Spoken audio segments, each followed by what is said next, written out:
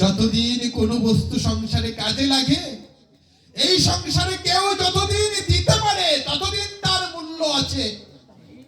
অপ্রয়োজনীয় বস্তু সংসারে কেউ রাখে না। অপ্রয়োজনীয় বস্তু কেউ সংসারে রাখে না, তাকে ছুঁড়ে ফেলে দেয়। শীতকালে, গরমকালে কারেন্ট চলে গেলে যেই পাখাটা, হাত পাখাটা আপনাকে শান্তি দিত, শীতকালে সেই পাখাটার খোঁজ কেউ রাখে না। রাখে না, প্রয়োজন নেই তো। বাসুদেব তখন বুঝতে পারলেন জগতে আমার আপন বলতে আর কেউ নেই। দুবেলা দুমুঠো খাবার দূর থেকে ঢিল মেরে মেরে দিত বাসুদেবের থালায়। কিছুদিন যখন অতিবাহিত হলো, কুষ্ঠ রোগীদের শরীরে পোকা হয়ে যেত। তার শরীরে পোকা হয়ে গেছে, দুর্গন্ধ ছড়াচ্ছে। তখন স্ত্রী আর কাছে যায় না। স্ত্রী আর কাছে যায় না। কি করেছে জানেন? সমৃদ্ধ পরিবার ছিল তো, খুব কাটতি করে সংসারে গড়েছে বাসুদেব। টাকা পয়সার অভাবে নেই, কাজের মেয়ে রেখেছে যে দুবেলা দুমুঠো খাবার শুধু তুমি তাকে দিয়ে আসবে। গরিব ঘরের মেয়ে, ওই কাজের মেয়েটা দুবেলা দুমুঠো খাবার দূর থেকে তার পারসে, তার তালার মধ্যে দূর থেকে কুকুরের মতো ঢিলি মেরে মেরে দিত।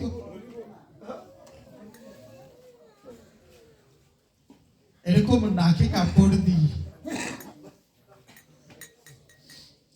বাসুদেব আর ঘুমড়ে ঘুমড়ে কাঁদতে লাগলো। তখন তার চৈতন্য হলো যে এই জগতে যাদেরকে আপন ভেবেছে তারা কেউ আমার আপন নয়। এই জগতে বলো আর ওই জগতে বলো, গোবিন্দ ছাড়া আমার আপন বলতে আর কেউ নেই।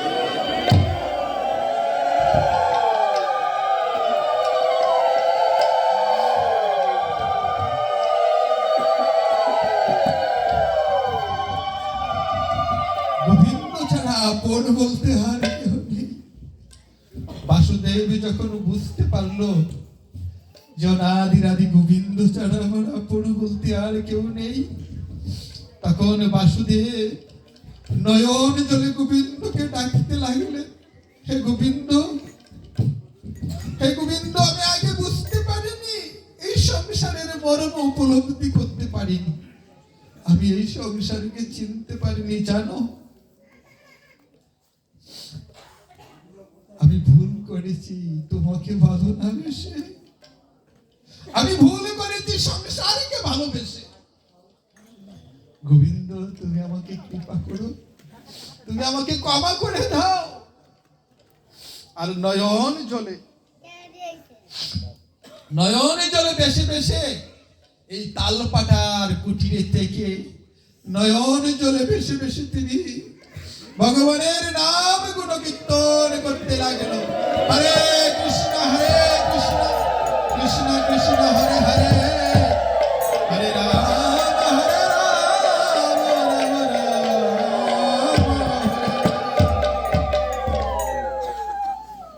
প্রতিনিয়ত গোবিন্দের নাম গুণ কীর্তন করতে লাগলেন, কীর্তন করতে লাগলেন। হরে কৃষ্ণ কৃষ্ণ কৃষ্ণ হরে হরে, হরে রাম রাম রাম হরে হরে। প্রতিনিয়ত কীর্তন করতে লাগলেন, নাম করতে লাগলেন, আর নয়ন জলে বাসতে লাগলেন। জানে, গোবিন্দ সব কিছু সহ্য করতে পারে, একটা জিনিস গোবিন্দ কখনো সহ্য করতে পারেন না, সেটা হলো ভক্তের নয়নের জল। ভক্তের নয়নের জল কোনদিন গোবিন্দ সহ্য করতে পারেন না। নয়ন জলে ভেসে ভেসে যদি কেউ গোবিন্দকে ডাকে, তাহলে গোবিন্দ কখনো তাকে কৃপা না করে থাকতে পারেন না। তার নয়ন জলে গোবিন্দ ওই ভক্তের কাছে বাধা পড়ে যান, বাধা পড়ে যান।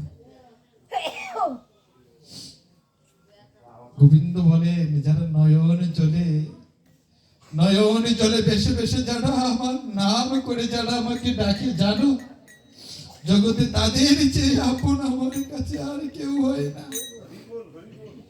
যারা আমার জন্য দুপুরটা নয়নের জল ফেলতে পারে, আমি তাদের কাছে ঋণী হয়ে যাই, ঋণী হয়ে যাই। বাসুদেব যখন নয়ন জলে ভেসে ভেসে আর গোবিন্দের নাম করছে, একদিন আমার মহাপ্রভু, যিনি আমার রাধা ঠাকুরানী আর গোবিন্দের মিলিত তনু, দুই অঙ্গ এক শ্রী গৌরাঙ্গ হয়ে আমাদের কলির জীবকে উদ্ধার করার জন্য নাম প্রেম দিয়ে জগৎ জীবকে উদ্ধার করার জন্য যিনি অবতীর্ণ হয়েছে,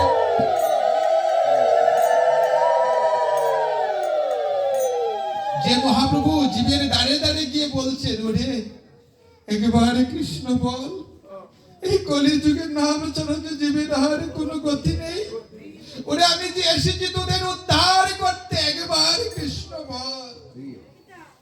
এমন করুণার ঠাকুর আর কেউ নেই, আমাকে দেখাতে পারবে? নিতাই আমার জাগায় মাথায় মদের কলসির আঘাত দিয়ে মাথাটা ফাটিয়ে ফেলেছে। এত করুণার ঠাকুর কি বলছে জানেন? মেরেছিস কলসির কানা, তাই বলে কি প্রেম দেব না? ওরে প্রেম দিতে এসেছি, উদ্ধার করতে এসেছি, তোদেরকে কোনো আঘাত করতে আসেনি। সেই মহাপ্রভু দক্ষিণ দেশ ভ্রমণে গেছেন। যেতে যেতে তিনি যখন দক্ষিণ দেশ ভ্রমণে গেলেন, সেখানে কর্মক্ষেত্র নামক একটি জায়গা আছে, সেখানে মহাপ্রভু গেলেন। সেখানে কর্ম বিষ্ণু রয়েছে, ভগবানের বিগ্রহ রয়েছে, সেখানে কর্ম বিগ্রহ বিষ্ণু দর্শন করে আর মহাপ্রভু কি করলেন? মহাপ্রভু যেখানেই যেতেন আর হরি নামে বড় প্রেমাবেশে আর দুটি হাত উঁচু করে তিনি হরিনাম করতেন। ওনার নামের প্রভাবে ওনার মুখে হরিনাম শ্রবণ করে ওখানকার অনেকেই মহাপ্রভুর ভক্ত হয়ে গেল। তিনি যখন নৃত্য করতে লাগলেন, কর্ম বিষ্ণুকে দর্শন করে আনন্দ নৃত্য করতে লাগলেন, তখন ওখানকার অনেক লোক মহাপ্রভুর ভক্ত হয়ে গেল। মহাপ্রভুকে দেখলেই তো মানুষ আকৃষ্ট হয়ে যেত, নামে প্রেমে মজে যেত। সেখানে কর্ম বিপ্র নামে একজন ব্রাহ্মণ ছিল। তিনি মহাপ্রভুর প্রতি খুবই আসক্ত হয়ে গেলেন। মহাপ্রভুর চরণে পড়ে আর দুটি হাত জোড় করে নয়ন জলে মহাপ্রভুকে নিবেদন করছেন, ওগো মহাপ্রভু, তুমি কৃপা করে কি অধীনের গৃহে দুটো দিনই থাকবে? দুটো দিনই তুমি দেখে যাও। মহাপ্রভু ওনার অনুরোধটা আর ফেলতে পারলেন না। সেই কর্ম বিপ্রের গৃহে তিনি দুদিন থেকে গেলেন। এদিকে বাসুদেব বিপ্র ছিল কর্ম বিপ্রের বন্ধু। তিনি জানতে পারলেন যে কর্ম বিপ্রের গৃহে একজন মহান্ত এসেছেন, নাম হলো তার শ্রীকৃষ্ণ চৈতন্য মহাপ্রভু। বলছে তিনি যাকে তাকে অহৈত কি কৃপা করছেন, তিনি যিনি যাচ্ছেন তাকেই কৃপা করছেন, করুণা করছেন, করুণার ঠাকুর গৌর হরি। বাসুদেব মনে মনে চিন্তা করলেন যে আমি যাব মহাপ্রভুকে দর্শন করতে, আমি যাব মহাপ্রভুকে এক নজর দেখার জন্য। বাসুদেব পরের দিন সকালবেলা হাতে একটা লাঠি নিয়েছে, শরীরটা খুব অসুস্থ, সমস্ত শরীরে প্রচন্ড লেগেছে, দুর্গন্ধ, পোকাগুলো বেয়ে বেয়ে পড়ছে। বাসুদেব বলছে, পোকাগুলো যখন পড়ে যাচ্ছে তখন পোকাগুলোকে আবার নিচ থেকে উঠিয়ে আবার শরীরে যেই জায়গা থেকে পড়েছে সেখানে রেখেছে। এমন দৃষ্টান্ত জগতে আর নেই। কি বলছে জানেন? পোকাগুলোকে বলছে, ওরে তোরা আর আমাকে ছেড়ে যাস, সংসারে সবাই তো আমাকে ত্যাগ করে দিয়েছে, সবাই তো আমাকে ছেড়ে চলে গেছে, তোরা এসেছিস বলে আমি জানতে পেরেছি এই সংসারের কেউ আমার আপন নয়। তোরা আমার শরীরে বাসা বেঁধেছিস বলে আমি জানতে পেরেছি এই জগতে গোবিন্দ ছাড়া আমার আপন বলতে আর কেউ নেই। তোরা যাস নে, এমন অসুস্থ শরীর নিয়ে আর লাঠি বড় করে করে কুর্মের আঙিনায় যখন বাসুদেব গেলেন, হরে কৃষ্ণ, জয় রাধে বাবা, একটু 5টা মিনিট পরে করেন, হরি বল, জয় রাধে। শেষ বাবা, একটু সময় শুনে যান। যখন গেলেন মহাপ্রভু তখন চলে গেছেন, অনেকটা দূর চলে গেছেন।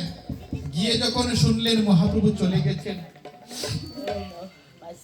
বাসুদেব ধুলায় পরে গড়াগড়ি দিতে লাগলেন আর নয়ন জোরে বলছেন যে হে মহাপ্রভু, আমি মহাপাপী, আমি তোমাকে দর্শনের যোগ্য নয়, সেজন্য তুমি আমাকে দর্শন না দিয়ে চলে গেলে।